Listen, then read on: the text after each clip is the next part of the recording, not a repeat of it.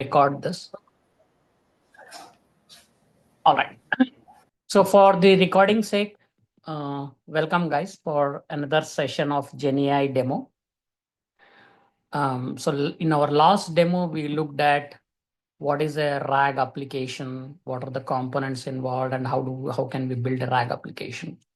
So today we are going to explore the next level of what is an agent, AI agent, and what are the frameworks to build the agents and how agents are used in the AI, what is the future trend, and all of that.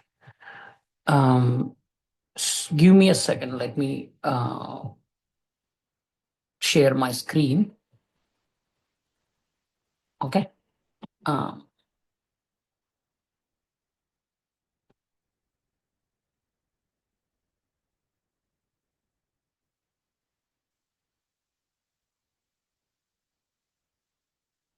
you're able to see my screen? Yes. Okay. Yeah. Agentic AI, basically, it's the term. So these days, you will start hearing a lot of new terms being coined. Um, it was like models, frameworks, agents, AI agents. Now the term is agentic AI, basically AI using the agents. Okay. Um, from the industry leaders, right? If you hear either who are in AI, basically Sam Altman from OpenAI or Zuckerberg from Meta or Jensen from NVIDIA. What they keep talking about is in the next nearest future, right? Even our Elon Musk. So in the near future, apart from Google and Microsoft, obviously Satya Nadella and Sundar Pichai, what these leaders keep talking about is how the first part, the AI is going to impact all the businesses, organizations, the way we do business, the way the IT runs, or the way the corporations run, how it is going to replace the workforce who are not um, you know knowledgeable about AI or using the AI. You not everybody can be AI creators, but at least AI users, right? So that's where we are like heading. That's what it takes. And there's a new term which is being coined called AI engineer. Okay, AI engineer does not mean an engineer who can do AI. Okay, AI engineer is AI itself as an engineer. Okay, AI engineer and people engineer. So now we are going to differentiate an engineer who is a machine and who is a people. Okay. People like you and me would be called people engineers going forward, and the AI agents will be called the AI engineers. Okay. So the AI agents will be doing the same work as a people engineer would be doing. So the 50% of the workforce would be AI engineers and 50% would be people engineers going forward. So what does that mean? Most of the work that that people engineers, that we as an engineers are coding or building would be done by AI agents itself. Okay, automation, autonomous. So that's where we are going. So it's be like half of the workforce would be the AI agents, AI engineers, and then half would be people engineers. So now we are almost on the verge of um, an era where we have to differentiate from the machines, because it's almost like both are capable of doing the same thing. Now we are identifying ourselves as human engineers, okay, or people engineers. Then AI agents are being categorized as AI engineers. That's the second part, right? First is AI aware. You have to have, because AI will not take your job, but people who know or knowledgeable about AI will take your job if you don't start learning or using AI. First thing. Second thing, half of the workforce will be AI agents, and the half will be people engineers who are creating those AI agents, and they work independently or autonomously. Mostly the AI engineers will be like monitoring and guiding these AI agents, and the AI agents actually doing your jobs. Basically, what an agent, like, customer care agent, sales agent, marketing agent. The future will be like millions of agents. We will be owned by companies, right? Like people, and each agent will have a specific function which it will autonomously do. Okay, so these are called, that's where we are going to do AI agent, multimodal agent, and agentic AI, right? So that's what all of these leaders have been talking about. And 4 or 5 years down the lane, most of it will be over, in the AI era, right? So that's where we are progressing, and that's what the importance of learning, AI and the AI agents, right? So any comments? I know all of you must be following the or working. Some of you having exposure or having working with the AI in your workplace. So any comments about that? What I talked about?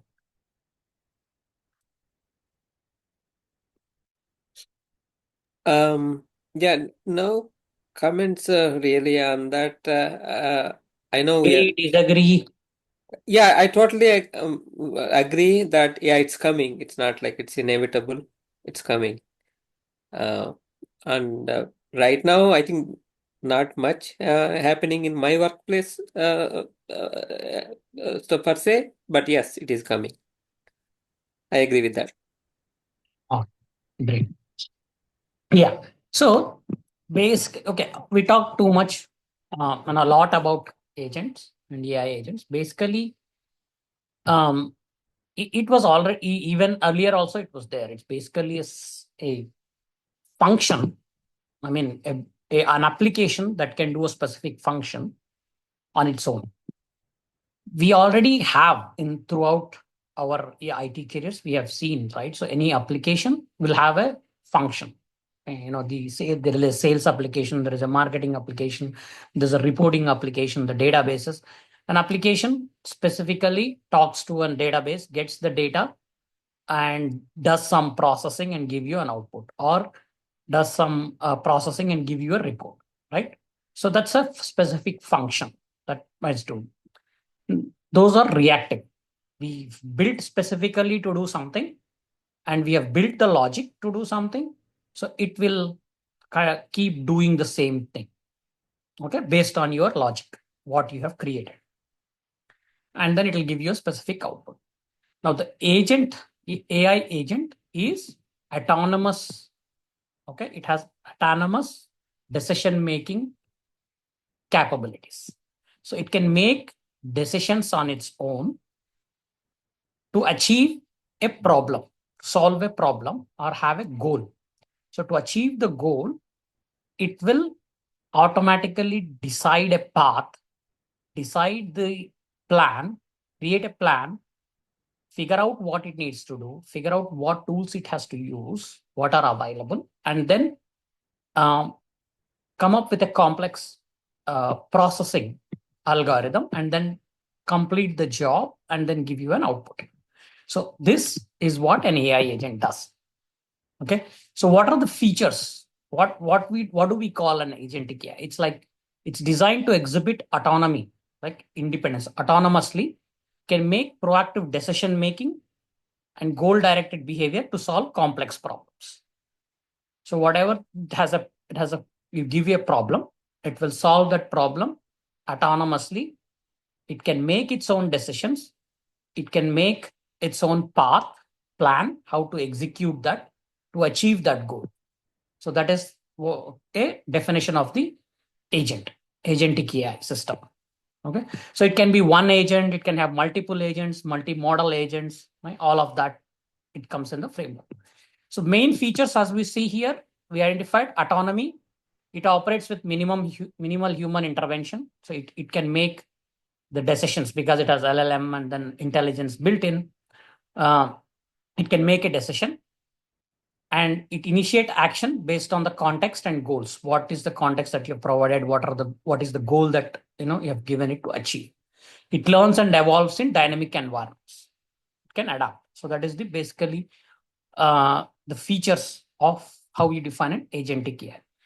So basically, what are the other AI paradigms currently we have? So I will talk about these things a little bit. I have some few slides, 10, 15 minutes. We'll talk about it. Then we will jump into the actual demo so that you will have the context when we get into the demo. Traditional AI, generative AI, and agentic AI.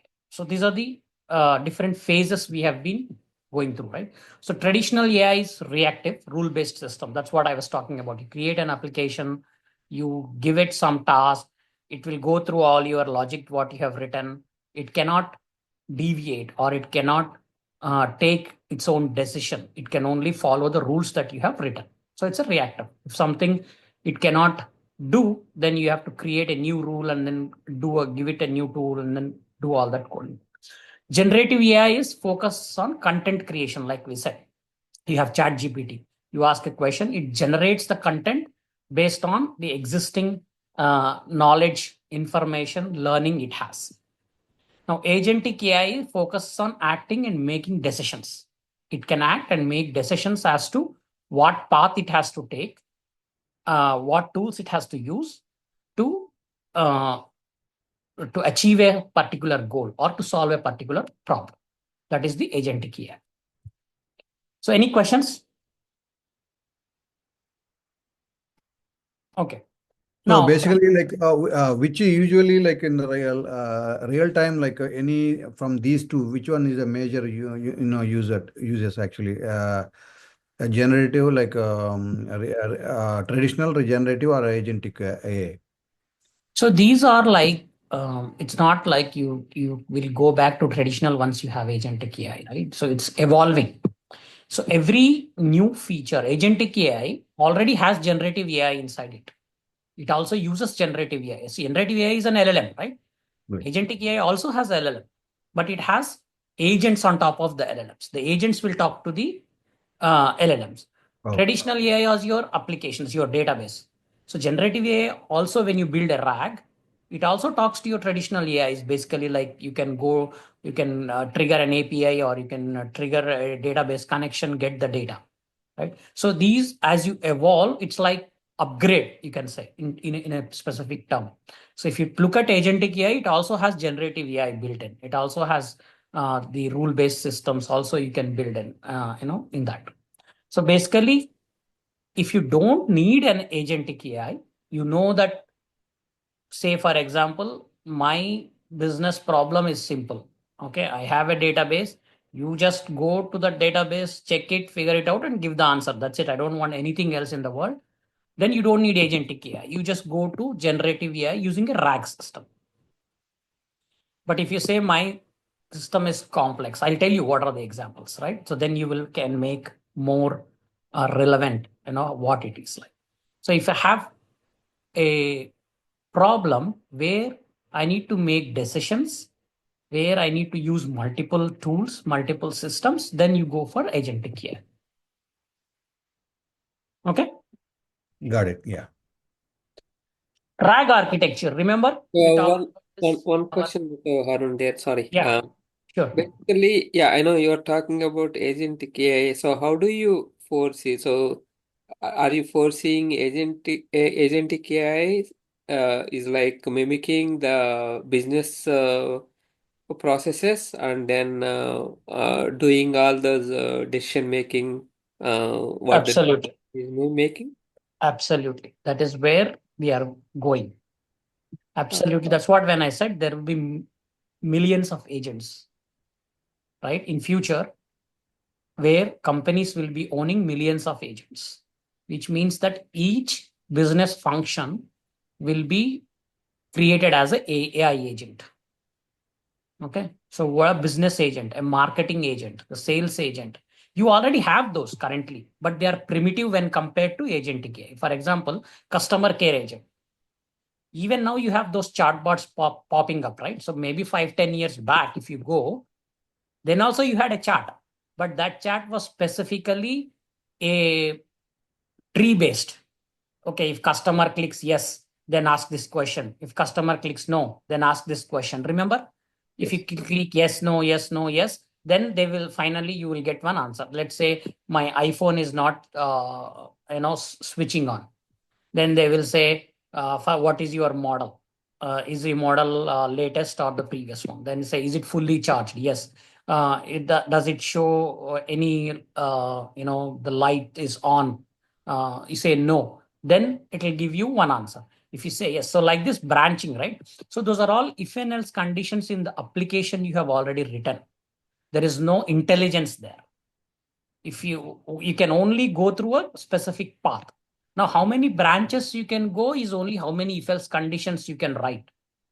So that was the first step of AI, traditional AI, like chat. You are not talking to a customer care person, but you're trying to solve your problem talking to a chatbot. That's the, you can say, primitive or version 0 or version 1 of the traditional AI. Then the current chatbots, generative AI, if you see, you have those chatbots, right? Now you can type the question, then it gives some answer, then it says, does it answer you or not? Then it'll ask you some questions, then you put in another, you respond to it. It will read and understand that language, then it will give you an answer. And all of this is generative AI. This is the, you can say, next generation. Now, going forward, it will be agentic AI. So basically, you will have one application, the customer care application. It will take care of entire end-to-end customer process. Say basically, if let's say the same example, iPhone, right? Now you want to say it can do anything. Basically, you can say, hey, show me my last 12 months of billing or usage. So the agent will know for the usage which application it has to go to, which RAG application inside that. Where is the database? In which table is this usage stored? Then get it and show you. Or billing, it has to go to billing applications or database, get that billing. Or you can ask them what is the latest model of iPhone that is coming up. So it has to showcase that application. Or you can ask, hey, my speaker phone is not working. Then it will go in and give you all the possible solutions in the rack. So all of this, it's not limited to now only one function, because if you say customer care, it can have multiple agents inside it talking to each other, trying to understand what it needs to do to solve that problem and what tools it has. Okay, again, you have to empower that agent. For example, if I taken that I need to see my billing data. If you don't give access to the billing tables or billing summary tables, it cannot give you that. So you have to create a tool or an application inside it and give access to the agent, saying that, hey, these database, these tables, this user has access, you can go and query it. So that if you create, then it can use that tool or a SQL tool, it's called, or a RAG application, whatever it is, it can use to get that information and solve the problem. Long story short, yes, that is where we are going. Every company is going to be building the AI agents, and more autonomous functions it will be taking care of. See. Does that answer your question, Mark? Yes. That's a good explanation. Yeah, I got it. I could sense it Relate correlated. to it. Okay. Yeah. Nice. So as I was talking about it, right? So level traditional AI that okay, we are not going there, but at least generative AI from when we started. Remember what we did? The question and answer, the LLM before the RAG architecture, ChatGPT. Remember, the user asks a question, ChatGPT will give you an answer. That's it. Even in the Gen AI, that is level 0. Then we said the next advancement or next level version is RAG architecture, right? Remember this we did last week in the demo. Yes. We have the company data documents. We split the documents into chunks. We use an embedding model to convert each chunk into a embedding, like a vector, right? Numbers, right? And those numbers you store in a vector database. You can, as I said, we can use any of the a number of vector databases like Pinecone, PG Vector, Chroma, data stacks has something vector. So there's so many vector databases that we can list. You store there. Okay. Now, when you have a query, what happens? The query will first be passed to the embedding model again. So that will also be converted into the vector numbers. So the converted numbers is compared against your database, and whatever is nearest match, it will pick. And then you will send it to a prompt. You will send, hey, this is the query, the actual query text here that was sent from the user. And this is the context, that is the returned results from vector database. So now you go through this context, you and answer this query. So the LLM will take both, okay, understand the context, read all the context, and then read the question and try to answer the question from the context that was provided to LM, and then that will be sent to the response. So this is the retrieval part. This is the augmentation. You are augmenting, adding some information to the query. Augmenting is like adding, right? So query is just the question. But when before you're passing it to LLM, you are augmenting the prompt with some context, some possible answers from the vector database. So it does not answer completely from the knowledge of the LLM. And then the third part is generation. So LLM generates the response. So retrieval augmented generation. That is what RAG stands for, RAG architecture. This we covered last week, right? So you guys remember this? Yes. Yeah. Okay. Now, what is the agentic architecture on top of the RAG? So we have an agent, basically, okay, agent 007. What it does, it has a memory, it has planning, it has task. So the task is what the agent has to achieve, okay? So to achieve the task, it has tools. We will equip the agent with some tools it can use. What the tools can be? Vector search engine is one tool, which is basically your RAG, right? This is your vector database. This is your vector search engine. So this complete thing becomes one of the tools that your agent can use. If, hey, you ask a question, look in the vector database. If you find the answer, good, well and good, just go back and give it the answer. Other tools, calculator. Say, for example, I'm giving a math problem to solve. It cannot go into vector database because you won't find the answer for a math problem, right? Let's say, hey, give me the square root of 55 or something I ask. You will not find the answer in the vector database, right? So what it does, hey, I cannot use this. So then it will go on see what tool I can use. So that decision is made in the agent. The agent will be capable of doing that decision. How? That's what is your planning. Based on the query, it should understand what tool should be used. It can try this tool and say it cannot get an answer. Then it can say, hey, this, I am not getting a response from one of this. Let's try the other tools. Which one I can use? I can use a calculator because this looks like a math problem. So it sends that information to your calculator. It's not just your calculator. There will be an app called calculator, which can take a problem, solve it, and give you a response. But that decision has to be made by the agent. Let's say it's not a math problem. Let's say I want to do latest events, say in 2025. Okay. What is the latest movie of Balaya released in 2025? Now, vector database will not have that answer, correct? LLM will not have that answer because it was trained long back. So it does not have an answer for 2025 events until, let's say, you have been again refresh the memory of the LLM with the latest information, then it will have. But say, let's say the LLM was trained on the information available up to 2024 December.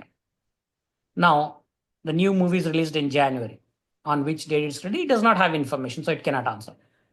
Then it will say it will go to web search. Okay, internet will have that information, right? So it can go to internet and post that question on the internet and get the response. So that is another tool. You can use web search also as a tool to get the response or to solve that problem.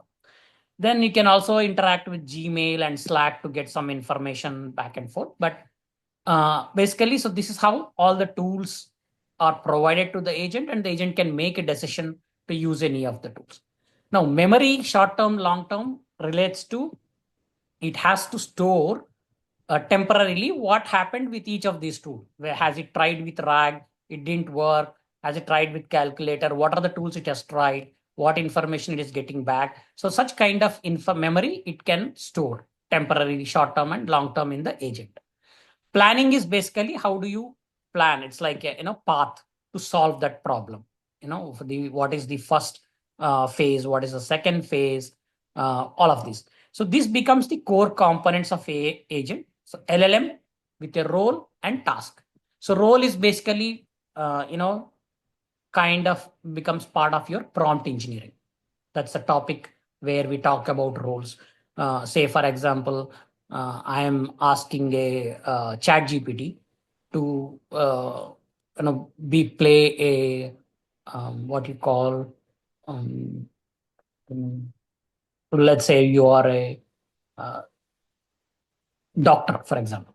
Okay, so I wanted to play a role of doctor and answer the question on, say, some medical issues. So it will be more specific answers related to that when you give it a role. It's called a role play. So that it will have one role you can give to LLM, and then you can give it a task. Memory, it will have short term and long term. Planning is that, and then tools, whatever tools you give it. So this is the agentic AI architecture basically, in which your complete RAG becomes one of the tools here, this part in the agent. Now, this is basically a single agent. As I'm talking about, you can have one agent.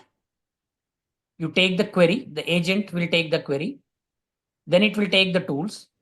You can have multiple vector engines. This can be one collection, this can be a different database. As I was talking about the previous example of customer care, right? So this can be my usage database. This can be my billing database. If I want usage, you go here and get the usage. If I want billing, you go and billing information is here, you go and get billing from here. So these can be different engines, vector search, RAG, two different RAGs given as tools. Then I said calculator, then you can have a web search, one agent. Once you get the response, it passed to LLM. LLM will take the question and the possible answers that you return, frame it, and try to answer the question to response. Okay, so this query, response, LLM, vector search is all RAG, one part. But as soon as you put in an agent, then it has a decision making capability, which tool it has to use to solve that problem. Right? This is the source from Viviet. We can talk about this. Viviet is one of the frameworks for the agentic AI. They created some frameworks to build the agentic AI or AI agent apps. Any questions on this? No. Let's go this. Yeah, any questions?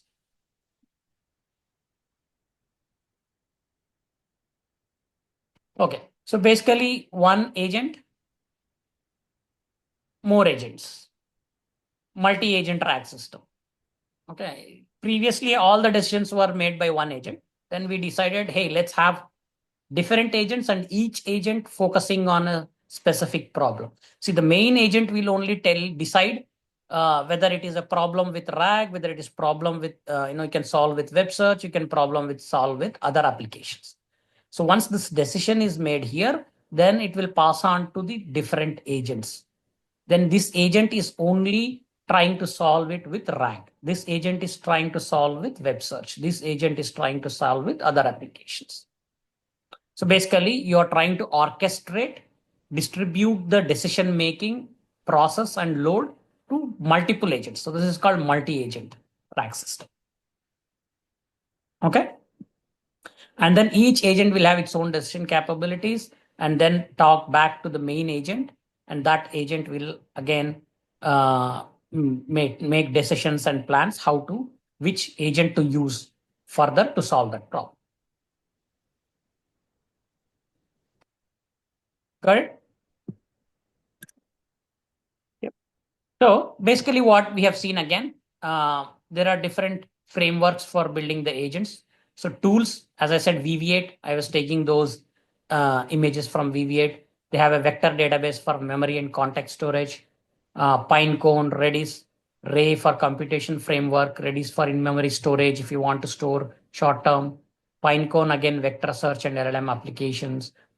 But here you can see frameworks. LangChain we have used in the RAG to basically chaining the tasks using LLMs. You can keep chain of the tasks. LangFlow is basically what we are going to see now.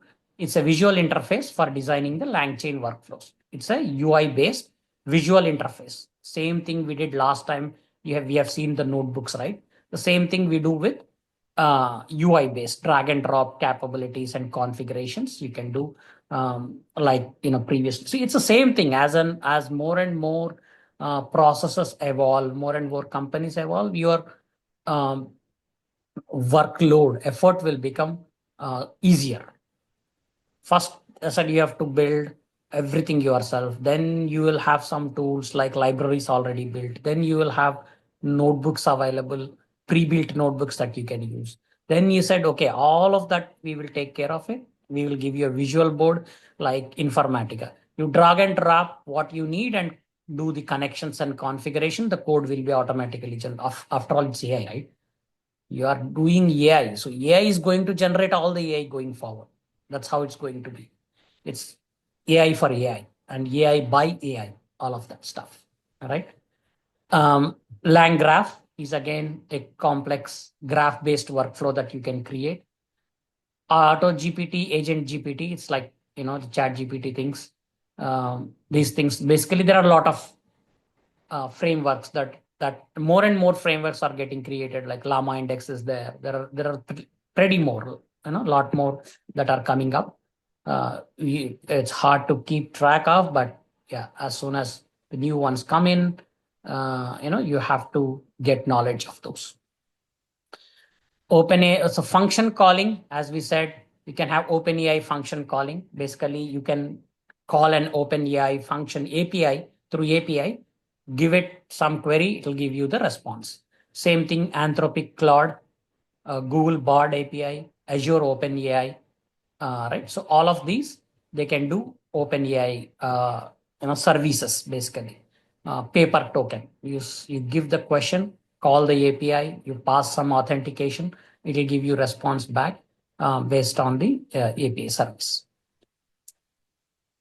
We're talking about, I think, yeah, this is the last slide. We'll jump into the demo.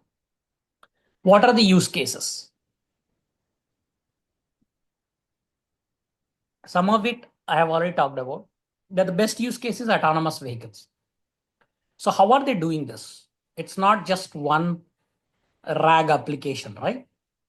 It is continuously making decisions based on the traffic conditions, the signals, right? It's nothing that's already written code that it executes.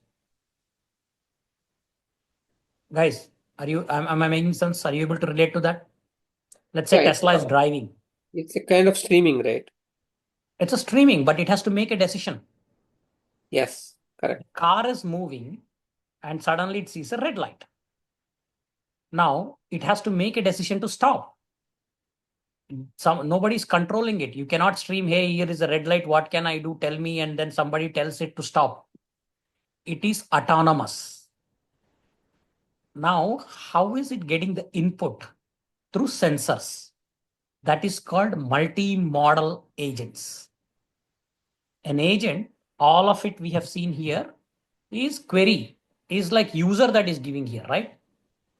Now, here there is no user in this scenario. So it's visual, the cameras, right? So it's reading through cameras. The input is the visual input through cameras. It gets processed, the image, and it's passed to the agent. The agent makes a decision based on what it is seeing. Hey, I see a red light. Then it sends the decision to braking system to say, to brake at this point. So it's called multi-modal agent. The input can be a visual, can be image, can be audio, right? Or it can be a video. So all of these kinds of inputs, multimodal agents, they can process and then take decision based on that. If there is a turn, how does it turn? It has to read a map, and based on the map input and based on the geo coordinates where it is, based on the visual camera image that it is getting, it has to take a decision to take a turn. So all of this processing and autonomous decision making goes into the driver assistance system, right? And healthcare, finance, customer services, finance, you can use CRM systems, you can use multimodal agents, you can do basically you can build an agent to manage your portfolio and run it. Say if I have a stock for say like 200, you can tell it, to monitor and sell it when it touches 250. So it will make a decision. It will continuously keep, talking to the APIs, get the from the stock, get what is the price, and when it hits the price, it can go and do the take an action. I mean, even now you have like stop in a sell. You can put the sell in future whenever that hits that mark. It'll automatically trigger and do the sell. But this is more like use cases that where agentic AIs will be used. Electronic health records, sentiment analysis based on what is the current streaming data that is coming in. It can read and it can make decisions to create a sentiment out of it, whether it is positive, negative, going good or not going good, kind of thing.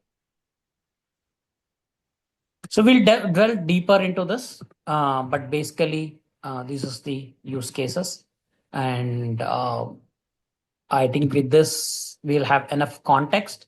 We'll just go and look into our agentic AI demo. So before we get in there, any questions? So basically, from what you're saying, if I understand it right, so basically the existing systems, whatever the traditional AI you're talking about, they cannot be used as is, as such, in the going forward. So they're not meant for this, right? This kind of use cases or this kind of fast business use cases and solutions. They're just a fixed way of doing things, right? Yeah. So Yeah. basically, it's not like you cannot use it, but it's if you want to have more productivity, latest information, and better customer service, better sales, better marketing, it's improving yourself, right? So you Yes. cannot be stuck in the green screen, you call legacy systems, right? Mainframes. From mainframes to cloud, we came in. So even there are still some companies, some organizations which rely on the mainframe. They still have mainframe running. Why they are still running? Because it is still serving their purpose. Now, they don't want to replace it because maybe it is very complex, maybe it's too risky, right? But then they have built cloud applications also on top of that. They are not like if you build a cloud application, I will remove the mainframe. They can both coexist, but it's again, if you don't need mainframe, you can retire that and move everything to cloud. But if you still want to keep it, especially finance systems, they still use mainframes. Some banks or some few things, I think, I think Subbu or Murli, somebody is still working on one of those legacy systems they still have. They're still trying to move to new things. So they can still have that. But if you want to be competitive, you have to adopt all of these things. You can't say, I don't want to go to cloud. I don't want to go data engineering. I don't want to go machine learning or AI. I still want to use my old Oracle database and then client and then Cognos or whatever BI reports. I will still run those data warehouse. You can still do that. You can still get your report next day, right? After processing everything. But if you have this implemented, you can click and everything will be done in a minute, and the business executives can see live reports are, refreshed in a minute. They can run that. So that's how you improve your experience, your information, be competitive in the market. True. Yeah. Okay. All right. So let's get here. What I'm going to show you is a, um, you know, data stacks. It's a company, has something called Astra, where they're creating a LangFlow. We talked about the various frameworks, right, to create agentic AI workflows using one of the framework called LangFlow. So there is a Llama index, there is a Lang chain you can build using code, but this is a no code or no code thing.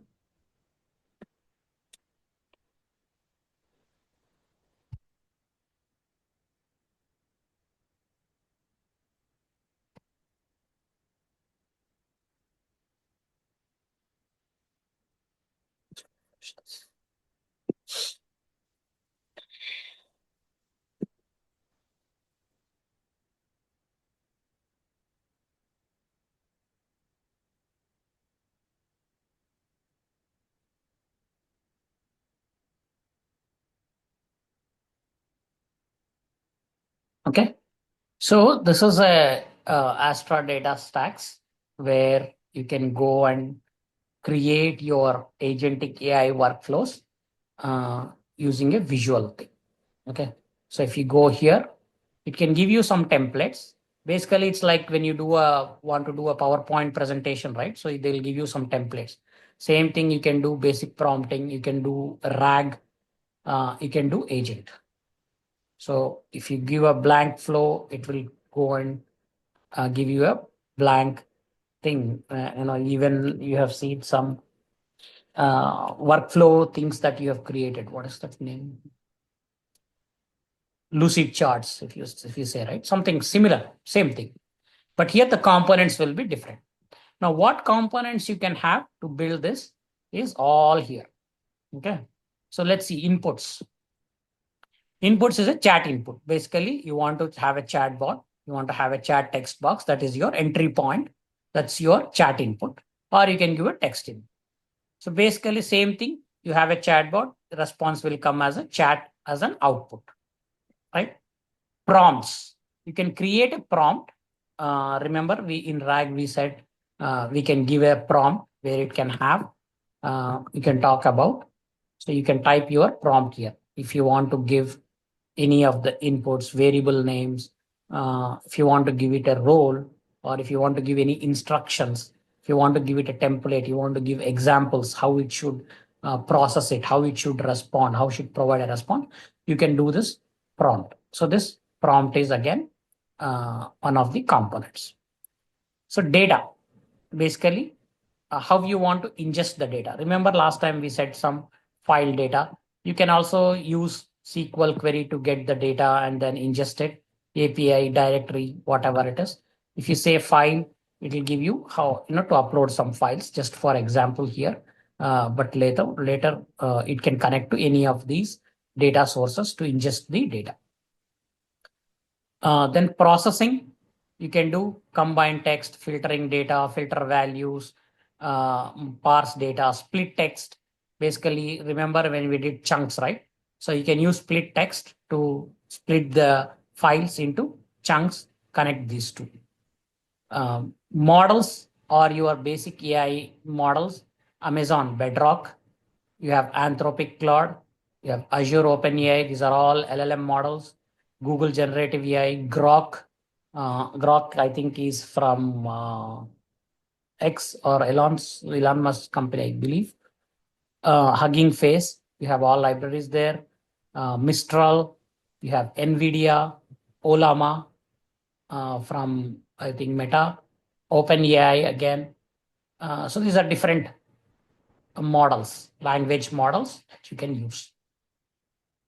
You can just drag and drop here. and just configure, provide the whatever it is. What is the input you are going to give to this? What is the system message you want to add? What is the model name from OpenAI? Which model you want to use? They have different LLM models.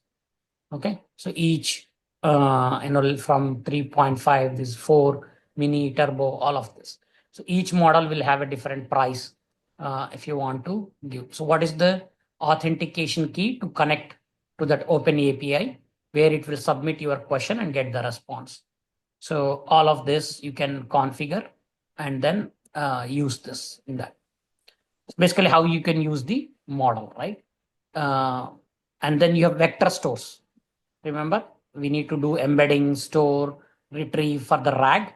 So what are the vector stores available here? Astra itself, data stacks, their own Astra DB graph, Astra DB, Cassandra graph, Chroma DB, Couchbase, Elasticsearch, Fies. This is again Facebook AI. This is from Meta. MongoDB Atlas can store vectors. PG Vector, this is Postgres, where you can store your vectors. Pinecone can store vector. Redis, VV8. So all of this, ChromaDB, you can use any of these to store your vectors data as a database. Embeddings, again, before storing into the vector database, you have to generate the embeddings, right? That is what you will store into the database. So again, you can use any of these models to generate the embeddings. Amazon Bedrock, Astra Vectorize, Azure OpenAI, Mistral, NVIDIA, Olama, OpenAI, all of these you can use to generate the embeddings from the text and then store in this. Then you have these agents. So this is agent. So once you can create an agent, just drag and drop and configure the agent, what you want to do with the agent. So agent also model providers, you can have again any of these models that you can use as an agent. So agent is basically also something like an LLM, large language model, which can take decisions. So these are all the providers for the agent. Tools, as I talked about, right? So what are the tools that you want to give? So you can give Astra DB, you can give Bling search, calculator, DuckDuckGo search, Google search, Python. You can give a Python code library where you can execute that function and then it can return a response. So you can also give Python functions as one of the tools. Retrieval tool, search API, Wikidata, Wikipedia, Yahoo Finance. It's a finance tool. If you want to use something related to finance, stock markets, whatever, you can use this. YouTube. So all of these tools, and these are some of the bundles that we will talk about. But basically, these are all the options that are available to build your agentic AI application. Okay. Now, let's go here. I will walk you through what I have built using this agentic application. Now, if you remember the RAG, so this is the complete agentic AI that we can use to get the information. I was able to build till that. There might be some errors, so don't worry. At least, we can walk through the flow at least, what is happening. Okay. Now, let me go here. The first part, remember what we did? First part is data ingestion, right?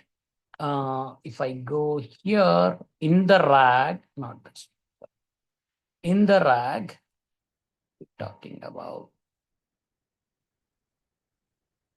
yeah. So first is retrieval. For the retrieval, what we have to do? We have to first make sure we put the data, right? So we read documents, create chunks, generate embeddings, store in the vector database. So first part retrieval has to be done separately. Correct? So if we go here, this part below is my retrieval part.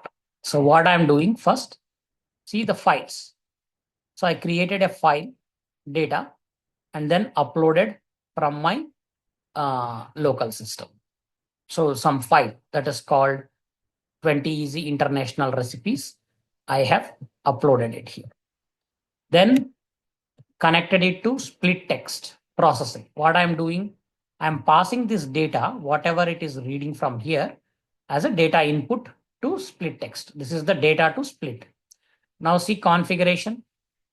Remember last time we did in the notebook, in the function, we were passing all these as parameters. That's the same thing, but here we are doing in the UI. It's much simpler, right? So it's visually. So I'm say reading a file, passing it to split. Here, I want an overlap of 200 and chunk size of 1000 characters.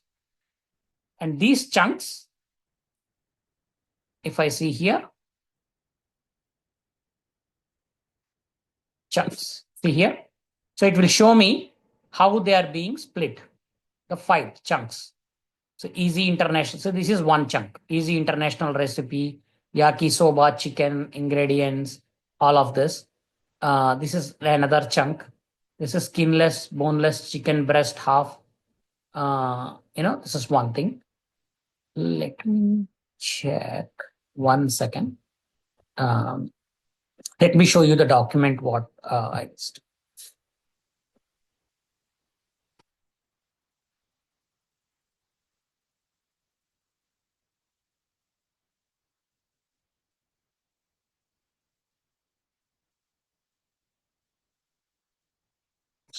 Okay. Go back to Zoom, share. Okay. So this is the 20 easy international recipes PDF that I am ingesting, adding the data into yakisoba chicken, steamed chopper, pork, beef bulgogi, babusa, jerk chicken, spinach, asparagus, Middle Eastern kibbeh, missiles.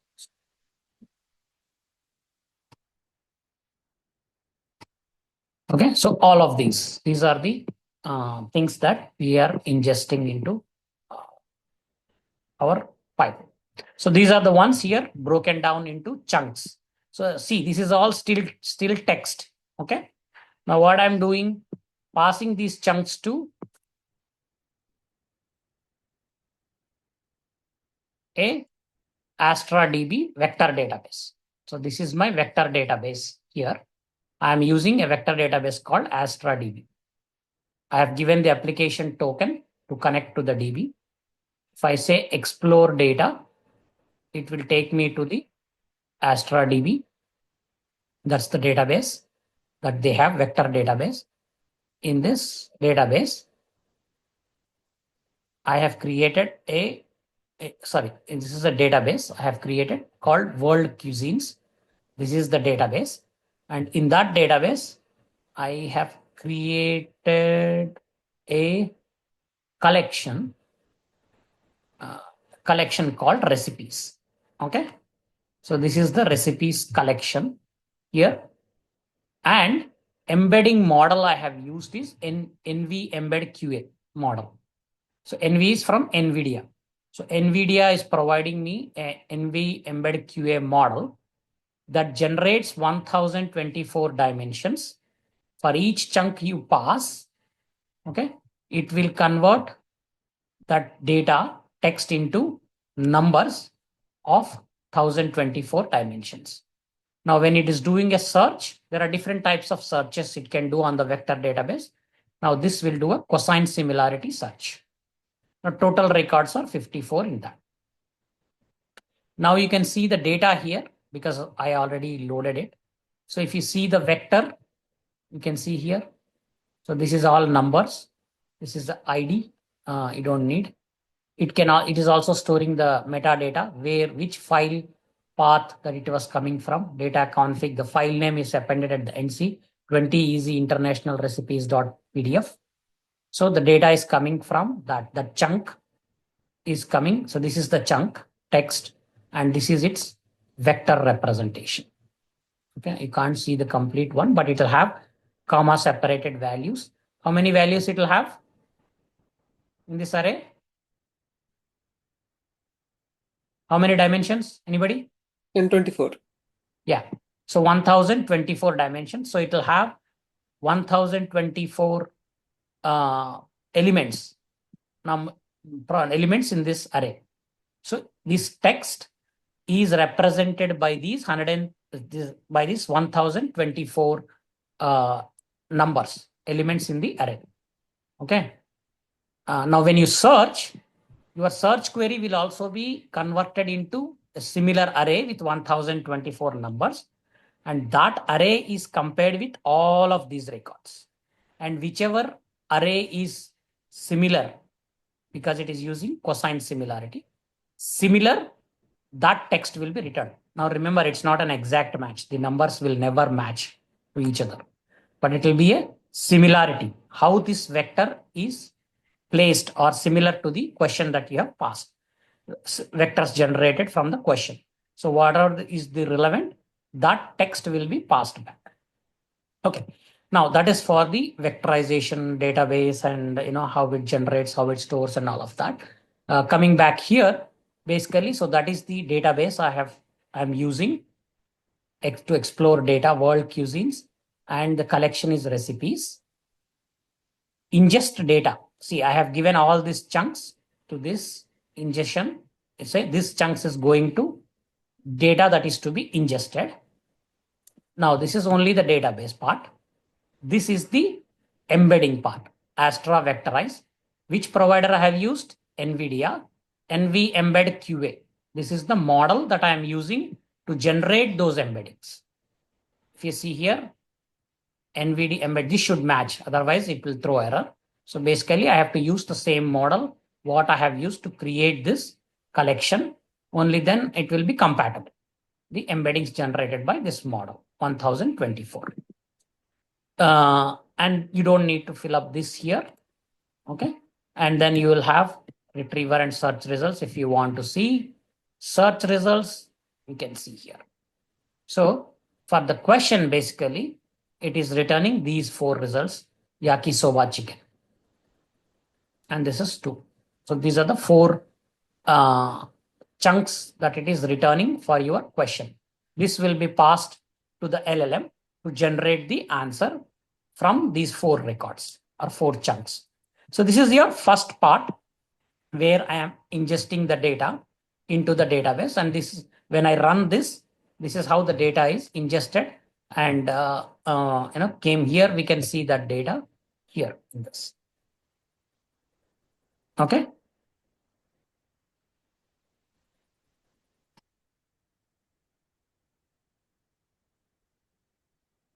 Anyways, so are you guys clear with that, this part? Yeah. All we did is we took the PDF file, broken it down, cut it into different chunks of 1000 characters each using the split text, passed it to a vector database, and provided it an embedding model that it should use. So this embedding model will take each chunk and generate the embeddings. That embeddings will be stored in this database in this collection. That's the first part done. So now we have all the data in the vector database in the form of embeddings. Any questions before we move to the second part? No. So basically, the one choosing that tool, right? Basically, you took the cosine similarity and then the NVIDIA quality, whatever that QA, right? So I mean, like, I know normally you choose based on the accuracy, or maybe everyone offers the same, or they will be different, right? All the time. Yeah, it will be different. Embeddings generated by each model will be different. See, if you go to market, there are 10 people selling bananas. Which banana we will buy? So basically, their selling point is the accuracy and then the kind of things. Yeah. So if you go to 10 vendors, they will talk, hey, this banana is ripe, this is very sweet, right? And Yes. somebody is saying, I'll give you for less price. Somebody is saying, hey, that is overripe, this is fresh. So based on what you need, if you want to eat it today, you will buy ripe bananas. If you want to keep it for 2-3 days later, you will buy some green colors, which will ripe later, not so ripen. If you want to buy in bulk, you will say, I want at a better price. You will compare the price. So same thing for each of these, any component you take, Why should I use LangFlow? Why should I use data stacks? I can build my own. I don't need all of this. I can build up using Python code also, like we did in the RAG last week. But this will give you more flexibility and easier to visualize and quicker to do, right? So this entire thing, once you practice couple of things, the entire agentic model you can build in 10 minutes, not more than that. That's where it'll become so easy, right? Yeah. This whole thing, just drag and drop connect, drag and drop connect. First time, this took me 2 to 3 days. Now, 80% of this, at least I can build in 10-15 minutes. At least 80%. There might be still some errors, but I will go through, solve it. Next time, I will do that in 1 minute, right? So Yeah. that's what they are offering. So that's why I'll go to LangFlow. I have to pay them money. If I don't want to pay them, I can still do everything using Python code. I can do that. Okay. Now, check this. What this is doing, see, this is the code. If I write this code myself, I don't need to do that. I can write all of this code. This is what it is all doing. Okay. Yeah. It's doing data API client, Astra DB, vector store, vector model it is getting. Okay. Implementation. This is the embedding model it is using. Right. So all of this, Astra and application tokens for vectorized Euclidean inputs. For each input, it is processing new parameter. There will be something based on the chunks, calling the vector embedding model to generate the embeddings, then insert into dictionary. So, right, everything is possible. I mean, end of the day, in the backend, it is generating the code only when you drag and drop, right? Yeah. All template. So basically, long story short, you will compare and contrast the benefits, right? Is it worth it? Or what is my use case? Does it fit my use case? That's all, it'll have. It's not just for vector database. It might be anything for tools, or it might be anything for RAG or agents, or, basically all of these are open source components, but how easier it is becoming to use basically is what is looked at when you compare and contrast. Is it currently everything is open source here? Whatever you showed. No, this is say for the playground, right? This is Okay. not a product. So every company will give you something, a kind of community edition or playground to play Yeah. around, Got it. but you cannot use it for commercial or production purposes. There are some things which are available for production purposes. Also, you can use, for example, Apache Spark from Databricks. Okay, Unity catalog. Everything there, code source is open sourced. You can directly take it and use it for commercial purpose also. Only thing is, if you have any issues, you are on your own. You have to solve.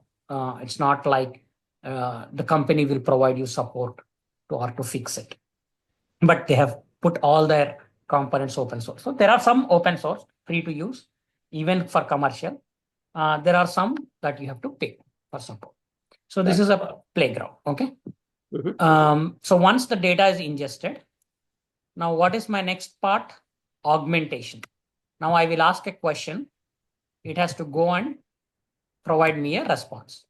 So first thing I will do here is create a chat input. This is where I will check what I want. I want a chicken biryani recipe. Okay. So let's say that's whatever is the message that I will send it here. Okay.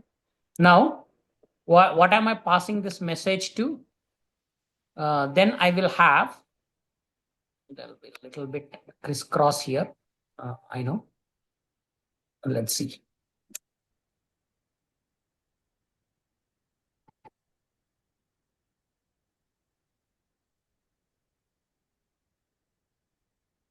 So this message, if I look it here, it's a prompt basically. So what does your prompt contain to the agent? It will have the input question and the results that you get from the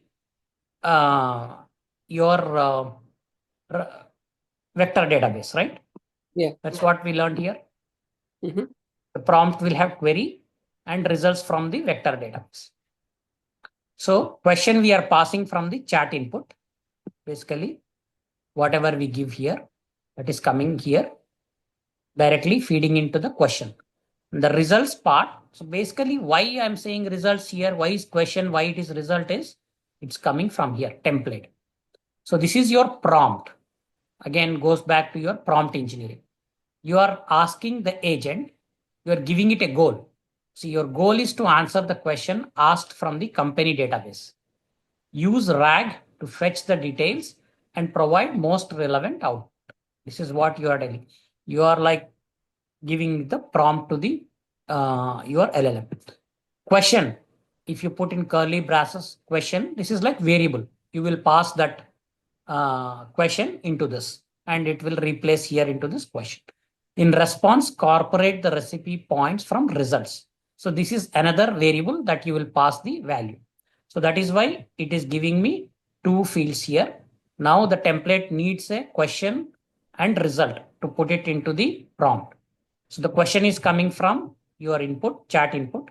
The result should come from RAG. Now, where is the result coming from? If you go back here, it is coming from text. What is this? This is just a parsing. What it is parsing? It is parsing the data. Where is the data coming from? Let's see. The data is coming from this model or this LLM model or agent, which is I'm using AstraDB. Again, I'm searching against this vector database, recipes, search input. What am I searching with? Again, see from the message, I'm passing that question as a query to search the vector database. And then embedding model here is your same embedding model. Whatever your vector database you have used to first ingest all your data, the same model you have to use to convert the question into embeddings and then use that embeddings to search against this collection. And whatever the response you are getting, the results, that is you are passing to the prompt. That is your RAG complete. You have a question and then you have answers coming. Now, if you want to see search results, you can go and see here. See your last time what we have seen for chicken biryani, we put chicken biryani there, and this is the response you are getting for these 4 records that it is getting from the RAG, your vector database, basically. So these 4 answers plus your question, both are passed to the prompt here. Now this prompt message is passed to the agent. Now this is another agent now. So you can see here there are 2 agents. Now this agent has a tool set. So what is this agent? This is all completely your RAG is being passed as one of the tool. These are the tools that the agent can use to help with tasks. Okay, coming back here. Sorry. Coming back here. See here, this is one of the tools, RAG, right? Which has vector database collection. It is getting responses and sending back to the agent. So this is one of the tool that we are giving it to the agent. What is that tool here?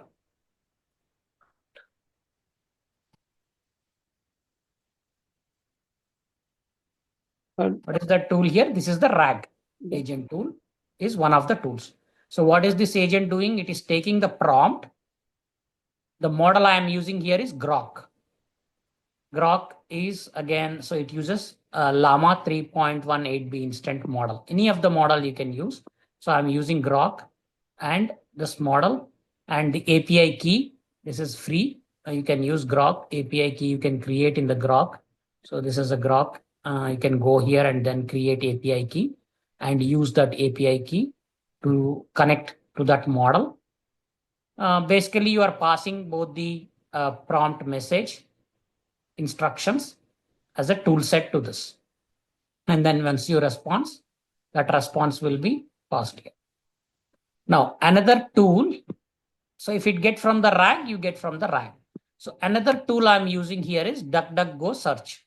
So like I said, if there are any events that are very latest that the agent uh, cannot get from RAG or from its own knowledge, then it can go and use the web search as one of the tools. Okay, so this is also one of the tool. Here it can use DuckDuckGo search from the tools to do the search on the internet. Okay, so there are two tools that are available for this agent. Okay, now look at instructions to the agent. You are a helpful assistant that can use tools to answer questions and perform tasks. So here you are telling the agent what it is supposed to do. You are giving all the rules, regulations, and conditions, whatever it is. You are an AI assistant. This is the role. You are saying to the agent that you are an AI assistant designed to prioritize RAG to answer queries. Follow these guidelines when responding. What are the guidelines? Primary strategy. First strategy is you should use a RAG. Go to vector database, search, get your answers, external knowledge, relevant information to retrieve relevant information from external knowledge source. Always attempt this method first. Use the RAG. If RAG does not yield sufficient or relevant results, utilize other tools in your tool set. Example, APIs, datasets, computational tools like, the DuckDuckGo search we gave, that tool, or a calculator, whatever database to generate a response. Transparency, indicate which method you are using in your response. So tell me where you are getting your information from. Are you getting from your own? Are you getting from the internet? Whatever it is. In the response, give me that your source also, so that I can verify that or evaluate the model if it is doing correctly. Specify if the answer is based on retrieved content or generated using additional tools. Incomplete results. If neither RAG nor no other tools provide sufficient information, respond with no relevant results were found and additional tools could not provide an answer. So this is all you are giving it as a template to your agent. So it will go through this, it will follow this rule, it will play, it will, like get into that role of AI assistant doing all of this as per the rules. And then it says you give these tools to it. How did I write these instructions? I have to know, right? So this is kind of a prompt engineering. But prompt engineering also, you can ask the AI itself, hey, tell me what are the rules I need to give you for you to do this, basically. Right? So I'm using AI to give me the guidelines that I can use in the AI to direct it. It's all, if you remember that Swami Nityananda, the me in me is talking to me, praying to me, it's all like, same thing in the AI. The AI itself is telling you what to tell the AI so that the AI can make a decision to do the task for you. So this entire prompt was again basically generated from see in the chat GPT itself. Okay. Where is that prompt? Half of the slide also I made using chat GPT. Of course, I had to look for specific images that are very easier for you, for the people to understand. See here, I want to instruct the agent to use RAG, and if there is no result, use the other tools provided in the tool set. Okay, so first I said, give me a system prompt to provide answers only from the input. Then it said, okay, use this prompt.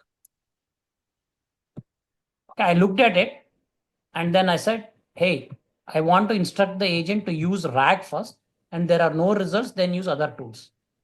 Then he said, okay, here is the system prompt you can use. I just took this everything and then I put it here. It works. So basically, as I said, right, you should know what to do it, what to get, how half of the information AI itself will give you. It will generate the code, it will give you the prompts, it will give you everything. But you have to know, oh, I can use AI to do this task. And then you should know how to ask, questions, basically. That's basically the prompt engineering that you do. Right? And then once you get the answer, you put the chat out. So this is all connected configuration. And in the internet also, I said search query. I'm again getting from the message, whatever is the input query here, from the message here, same input question. I'm passing it and making it as a tool. Okay. Now let's go to the playground. Okay. Now I have to go.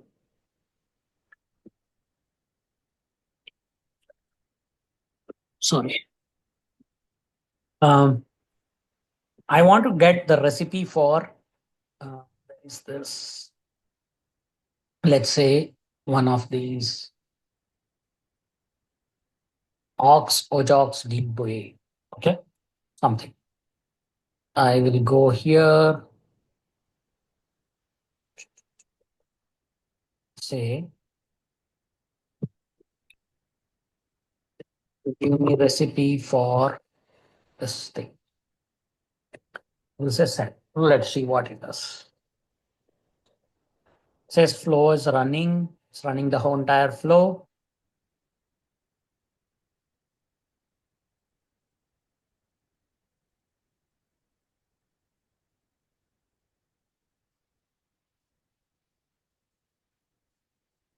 It'll take some time.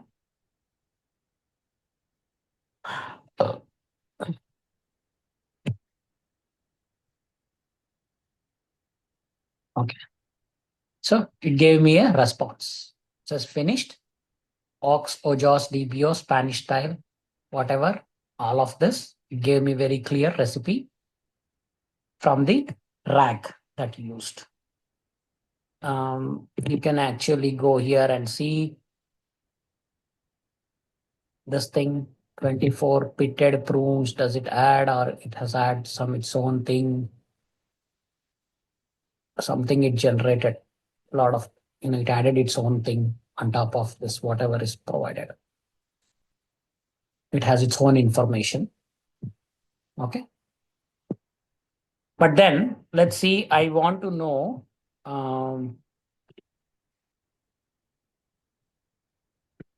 let's say Telugu movies released in 2025. If I do this, obviously it does not have information in the RAG, okay, or in its knowledge that has come with. So it has to use a different tool, right? Let's see if it tries to use the different tool. I know I have some error here that I need to fix. I will look into it. But basically it says error building component agent, error in DuckDuckGo search. Yeah, I wanted to show you this basically because it solved our purpose. I mean, at least we are able to see that it is making decisions based on the question. When I asked this question, it didn't go to the internet. But when I asked this question, it did not found the answer in the RAG. So it went to the DuckDuckGo search. There are some issues, I think maybe some API keys or something that we need to use it to pay or rate limit, whatever. But basically it says it's trying to use the DuckDuckGo search. Yeah, it fall back. It went to fallback strategy. It went to fallback. Right. Okay. So this is autonomous. It can use its own intelligence. So that is basically your agentic AI. So they can have so many agents, multiple agents, and all of that. Let's say if I haven't tried this. I'm just trying this here. Let's guys just try to see if it does anything or not. But basically that's the whole thing.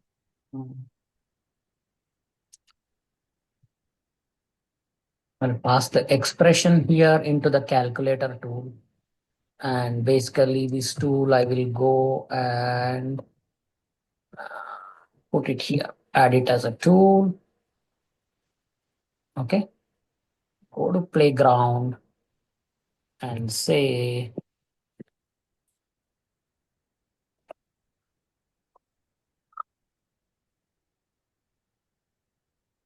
square root of 999.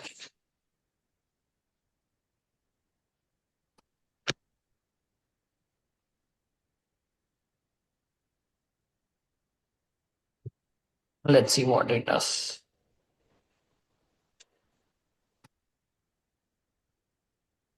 Hold me to this. I'm not sure. I just tried it right now.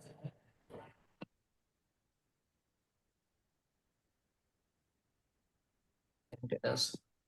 Or if what if you have built is.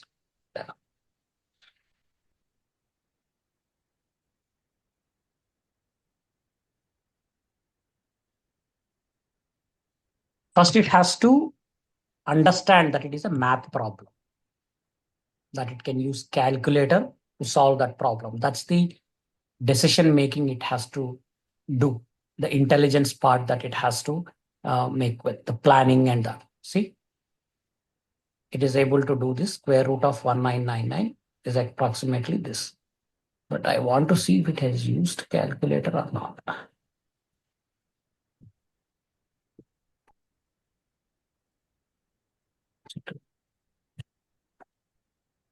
Show me all of this stuff. Yeah, see here. Okay, from here.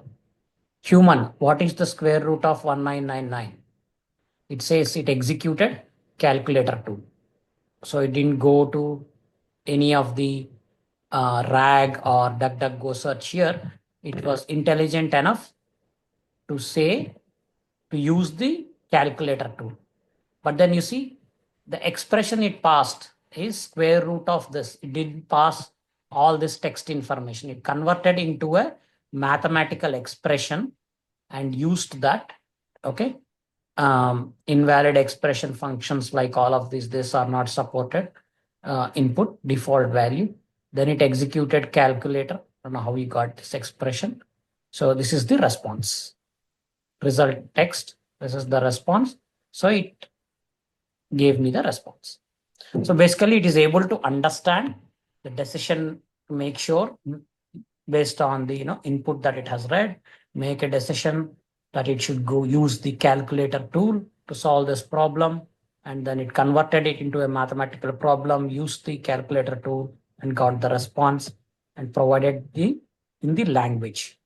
It didn't throw just the number. It said the square root of 1 is approximately this number. Okay. So all of this you can see.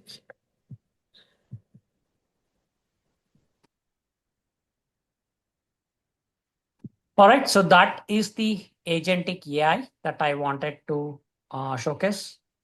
Any questions, comments, feedback? Is it really like this is the one like in a real environment they will ask to do this kind of thing, or like any high level like they will you need to follow? So basically, it depends on the use case, right? I definitely they will not ask you to create a calculator, right? But at least web. It depends on the use case what you're trying to build. Again, I said if you are building a finance tool or you're building a customer care, so majority of it might be on the RAG. It wants you to basically create the answer the question or solve the question problem based on the information that the organization has. Okay, so on that you will create multiple RAG agents to connect to different databases. Each database can be a different agent, connect different tools or basically connection to each. You can create a math function, sorry, not, you can create a Python function or you can create a SQL function that will take your information and query the database and give you an answer. So that can be one tool. If you are doing a finance application, for example, you are building for a third party, a company, which is an agent, basically not a AI agent, the normal agents who look at your portfolio. So they want to give their customers some tool where they can use to buy and sell their, say, something like stocks. If you want to ask the tool, you can say, suggest me which is better between NVIDIA and Tesla. Which one should I buy? If that is the user question. So tell me, what tools do you use? You cannot use a calculator. You cannot use internet. But of course, yes, you can use internet. But you have to use something, say, for example, not all the time, but for example,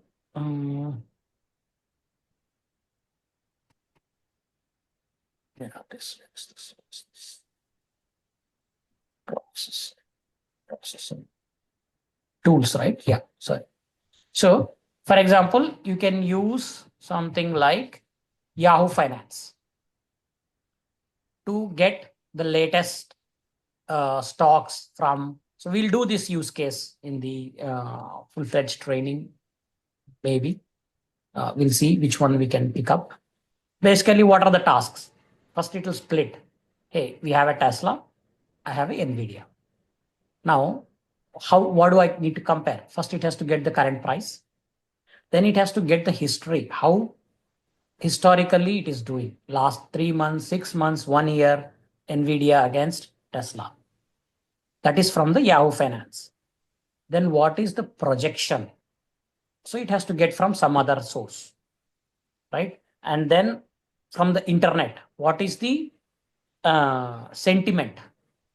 Are there any positive news about NVIDIA? NVIDIA last week or just 2 days ago released some new chip, which can give you a GPU level processing in the CPU for $3,000 or something. I don't remember. They are selling a computer. Right? So Yeah. that is the market sentiment, that it has to go and get some market sentiment analysis. So it needs a internet. So that is based on the use cases you can build. So you can build an agent and sell it yourself.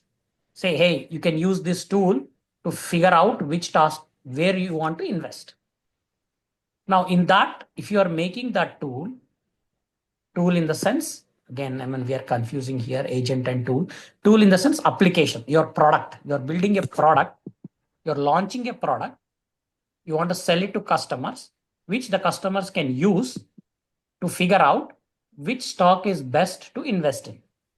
Now, to build that product application, what tools you can use is all of this. You have to use Yahoo Finance, you have to use internet, you have to use web scraping, some of the currencies, positive news, all of those, whatever is needed for that to do the sentiment analysis and come figure out with a recommendation, right? So it's again based on the use cases. Now, if I talk about somebody in the Tesla, if somebody is working in autonomous auto driving cars company, they will be using different tools visually, how to take the visual inputs, how to process those visual inputs, right? So there are different tools that may be available. There are custom tools that you have to build. Not everything will be available. If you look at here, a tool means, so these are specifically available freely, just like, samples are examples. Wikipedia and Yahoo Finance and internet search. But there might be tools that, you have to write code, create a function, and then give it as a tool to decide. Okay, tool does not mean that everything will be available in the market and only you will use only those. No. Tools can be anything that you can create. A simple SQL function you can create and register it as a tool. So, but you have to make sure to let the agent know what your tool is doing. Okay. If you just write a SQL function and say hello world SQL function, and inside that you write all the last week's performance of certain store in certain area. But the agent will not know what your SQL is doing. It says, okay, hello world SQL. I don't know what to use it for. So basically, you have to also make sure that the agent knows what your tool will be doing. So that's how you build. So it's again use case based. Okay. Yeah, got it. Okay. Did I answer your question, Venkat? Yeah. Okay. Anybody? I have a question here. Sure. Can we point this prompt to directly to calculator for this question, especially you given the square root of this one, right? To get the result, is it always go through vector DB, and then if it is not found, and then since it is pointing to calculator, it goes here and give the value? Or Yeah, that's a good question. That is that, basically that's what you are doing here in the prompt, right? You are giving instruction. See, here you are saying primary strategy, fallback strategy. That is why it goes to RAG first. yeah, And then if there is no information, then it will go here. But if you say no strategy, use whatever tool, then it's up to, decision based on, its analysis. It can use any tool directly. okay. No, you can leave it to it, make a decision, best decision. And then you can see whether it is properly doing it or not. There is still going to RAG or it's going to calculator. You can still ask it to give results where it is getting right, indicate which method you are using. So basically, it will give you all that tracking, what it is doing for each request response. Okay, so if you don't give the strategy, then it goes directly to calculator. So, We don't know, right? That's what we are Mhm. saying. It'll leave it to that decision, right? So the tool, we don't know how intelligent it is. It might make a decision to go and try RAG first, or it is intelligent enough to use to say, hey, this is a math problem. I'll go to directly to calculator. I will not go to the agent. Right? Yeah, but in So such cases, the performance, if you see performance wise, Mhm. just a simple question of a square root, giving taking so much time, right? Yes, absolutely. Yeah. Definitely, right? So that is why you Then have when it, evaluation of your model. It's a complete one area chapter. There are two things, right? One is fine tuning. The other one is evaluation. You have LLM evaluating another LLM, how it is performed. LLM as a judge. Okay. Then you have manual intervention to look at how it is performing, fine tuning the LLM. So all of this is just a sample, right? So when you do in actual work environment, you will have to make sure how it is performing based on what is your expectation. Are you going to give math problems all the time, or are you going to do customer care? So why would a customer care agent come and do a math problem here? Say customer service. If I go and open a customer service bot, why wouldn't go and ask math problem there? If I ask a math problem, it should say, sorry, I can't answer this. I can only answer from my your problems with any of these accounts or your products, for example. So then I don't need to put in a calculator. This is only just example how you can use the tools. Now it's up. That is why I said, right, if everything it can do, you have to at least know how to orchestrate these things. At least yeah, but when 50% we of are the design, jobs we will have, 50% yeah, of the jobs we will have to orchestrate Mhm. these things to look at how it is performed. Over the time, it might learn basically, Yeah, but not to go. when we are designing this system, such a system like this, we will come to know like what questions Yeah, are expected, exactly. and whether it has to go to RAG or directly Yes. to the calculator. Such decisions we can make at the time of designing, right? Yeah. Yeah. You can Okay. run through it, you can run a Okay. pilot, and then you can look at performance, you can look at decisions. Mm. You can look at, hey, Okay. this model is not working. Let's go to another model. Okay. See here, I'm using Grok. I can use any of these models to do this. So Amazon Bedrock might be, I'm just taking an example. It may be performing better in terms of making a decision Hmm. than Grok model, or it can be OpenAI, or it can be NVIDIA. So basically, you can try with different models and see which one is performing better for your particular use case. And that's you can try that. That is also one thing. So trying different models, trying different, after that fine tuning the model on your data, on your use cases, right? So all of these are part of your implementation. There is something called LLM mesh, basically from Data IQ.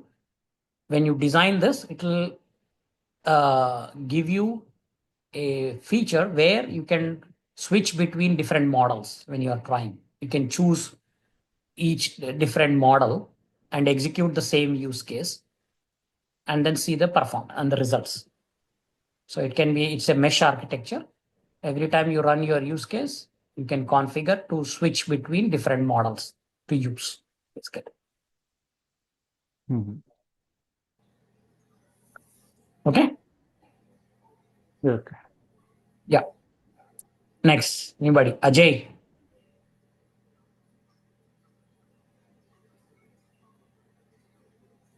Ajay, you're on mute. Yeah, no questions from my side.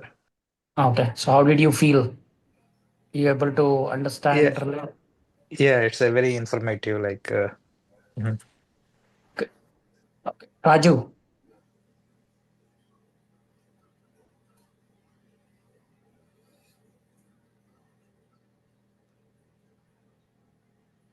Raju, you're there? Yeah, can you hear me? Yeah. Yeah, most of the concept I understand, but it's a overwhelming subject for me. But I Okay. No, tried. that's fine. That's fine. As long as you understand the concepts. So you're still, I know you just got data engineering, you're working on it. The next step, logical step is to get into the AI world. But yeah. Subbu. Harun, one question, like Yeah. based on your this one AI. So we are implementing for our one of the client in our Atlassian uh, using intent agent internal, and if it is not like retrieving the data using an addition row agent, so it will get it from the row internet. And so default templates are there to give the inputs. So if it is not sufficient, so if it is not answer for the question, it will create a ticket in Jira. Oh, So awesome. yeah, but here in your session, there is a RAG tools. Some tools are using, but I did not see that kind in our implement. So No, that's what I'm saying, right? See, this is only if you use this LangFlow from data stack, they are giving you some out of the box tools that are available to integrate. But okay. you can create your own tool. It's not like fixed ones. Whatever you're saying, this complete RAG that we built is one tool. So Okay. whatever you're saying, creating a Jira ticket is a super perfect example how you can create your own tools. So that agent or that will go to when that is fails, we tell it to go and create a Jira ticket. Then we Yes. say there is a tool to create a Jira ticket. Now, what does that tool do? It takes the information and it executes an API, if I'm not wrong, Yes. to the Jira. And once it runs the API to the Jira, there is a ticket that is created in the Jira, and that response will be again displayed in the chat. Slack. Chat. Yeah. Slack. Slack, From yes. Slack, we are integrating that one. Yes. So if you see here in tools, you have, here it is not there, but yeah, Slack also you can integrate basically. So if you see here, we saw that, right? See here, Slack. Yeah. Remember? So in Yes. this, so you can integrate Slack also as a tool. So you can send that response. You can integrate with Slack and send it to the Slack as a Slack message. You can send it as an email, that output to email, send an email with this message. And then what the content of that email also, you can give it as a prompt. So reading the prompt, it will take you and wherever you want to put that Jira ticket number or a URL to Jira, what is the information, everything will, it'll replace those variables with the actual values in the text in the prompt, and it'll send you the email, whoever you want to send it, all that configured. Okay. Okay. Yeah. Very good, Subbu. Thank you for that context Yeah. and example. So Venkat can relate now what kind of real world integrations are being done in this. Yeah. So like I will just look into my environment and see like how it will be. Yeah. Okay. Murli.